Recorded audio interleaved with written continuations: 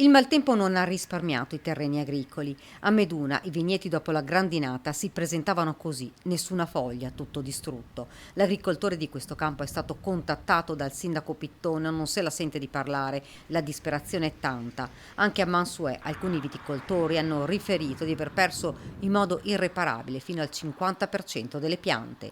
Non va meglio a Salgareda. Un agricoltore ci porta nei suoi campi in località Campo Bernardo, 14 ettari a vite, ci spiega l'80% è andato perso. La sensazione è quella di non poter farci nulla, mista alla disperazione.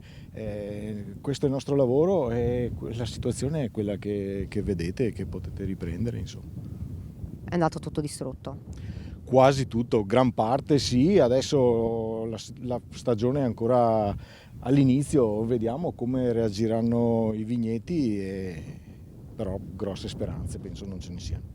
Lavora qui da tutta una vita assieme al figlio, non si tratta più di un episodio singolo, ormai le grandinate così violente sono continue. In questa areale dal 2014, 2019, 2024, adesso 2026, sempre con questa intensità, sono insopportabili per le aziende agricole danni così e con questa frequenza, perché sì l'intensità, ma in 12 anni sono 4 volte ormai. Non vigneti, ma anche il mais è andato distrutto. Abbiamo anche diversi ettari a mais, il quale anche quello è stato praticamente azzerato. Adesso vediamo se ricaccia qualcosa.